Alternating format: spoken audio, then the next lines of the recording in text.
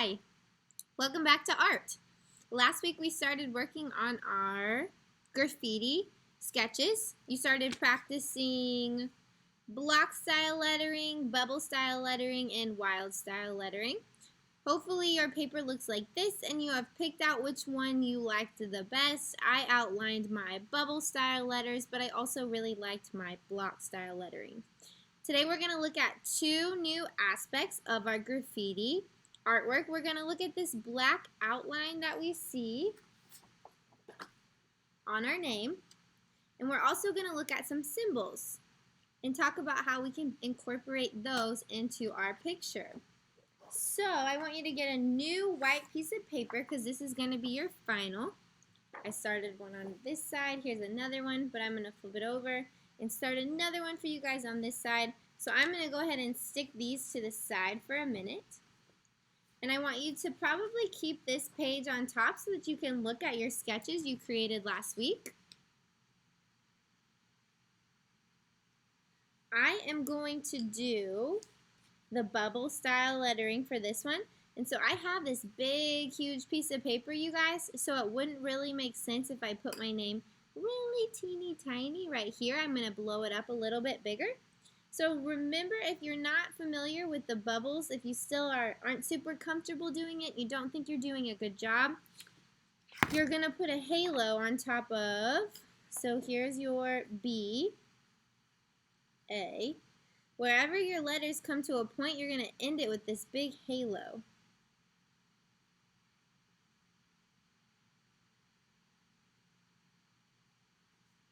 And then you're going to go on the inside and erase what's in there.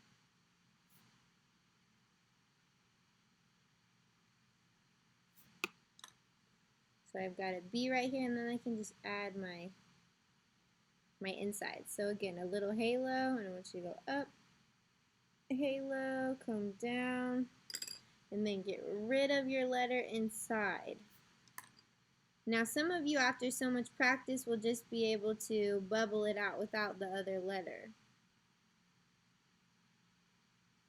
Just know that every part of your letter on bubble style has to have a bubbly top. It can't have any straight lines.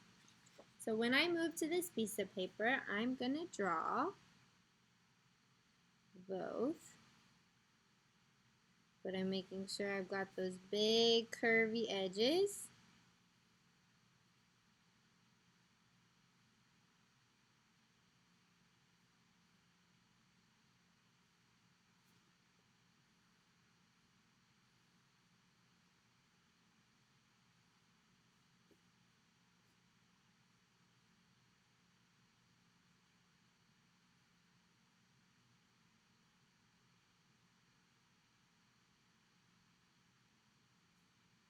Alright, and then if you need to go back and fix anything after, like this almost is a straight line, so I need to make sure I curve that just a little bit more.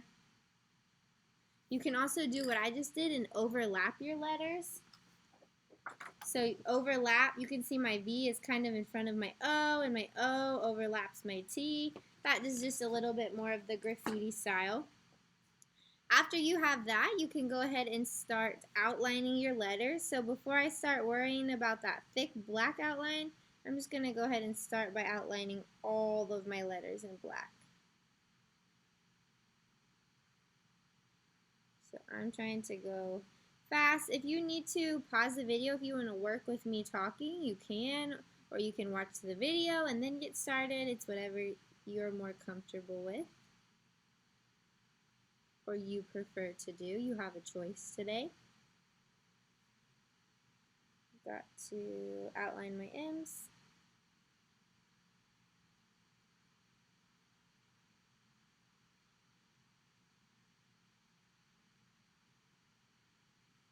Alright, so I've got my letters. Now let's talk about this thick black outline and why it's there.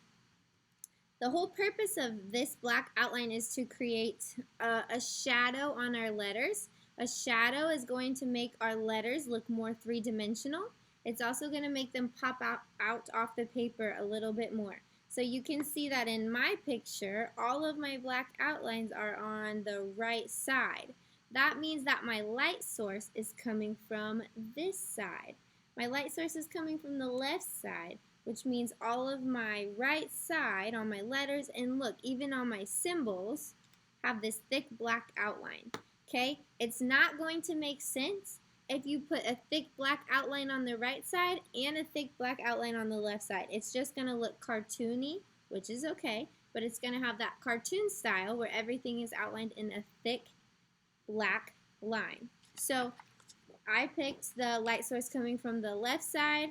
You could pick the light source coming from the right side, which means that, sorry, I got distracted, which means that your outline is going to be on the left side. So what I mean, I'm picking the right side again.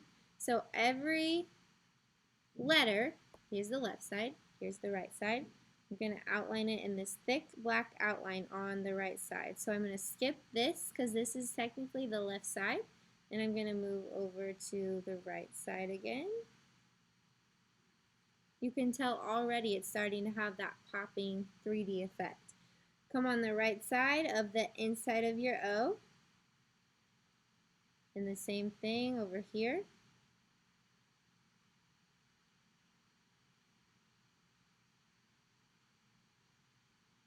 Right side, right side.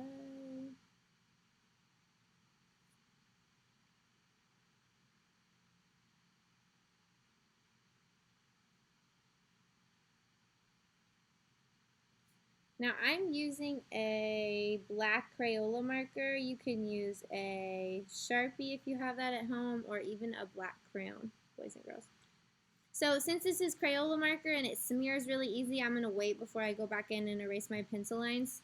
Let's move on and talk about symbols and how we can incorporate symbols into our artwork. And actually, boys and girls, what even is a symbol?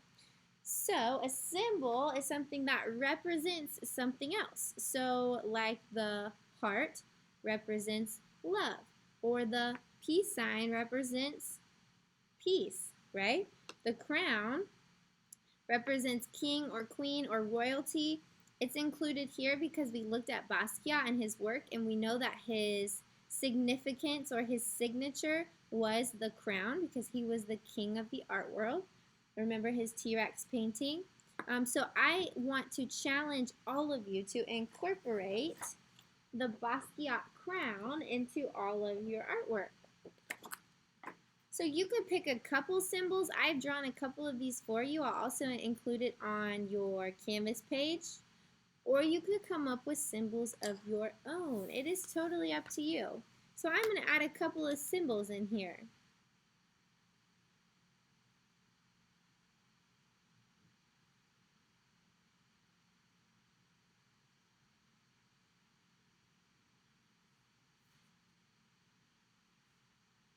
Since this is graffiti, graffiti has some arrows coming out of it sometimes.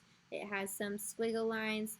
You can basically add anything you want to graffiti because there's no right or wrong, right?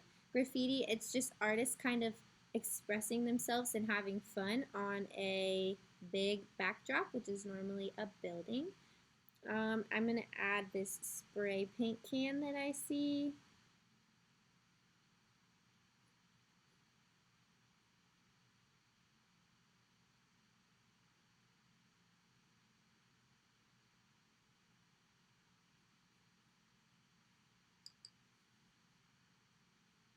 You can add this big money sign.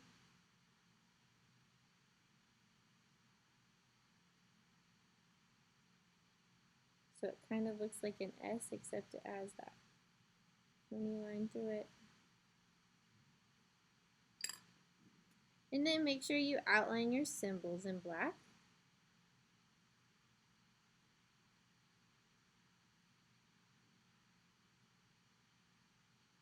And then go ahead and find the right side of your symbols.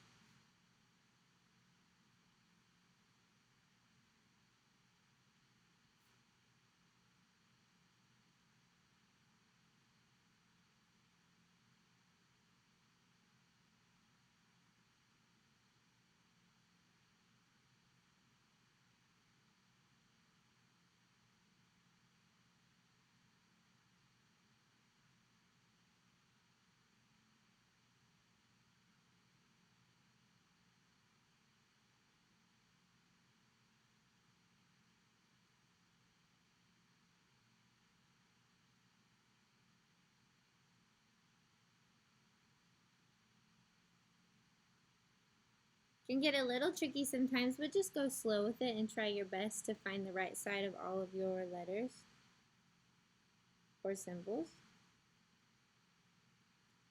So I could add some more, but that's where I'm going to stop for today. So for next week, you need to have your name written big on your final piece of paper. Have a couple symbols. Try to at least add 2, if not 3, 4, or as many as you want. And then get it outlined. And next week, we'll talk about how we are going to fill them in using a different pattern. Great job today. I know it was kind of a lengthy video, so thanks for sticking with me. And as always, try your best and have fun. I can't wait to see them.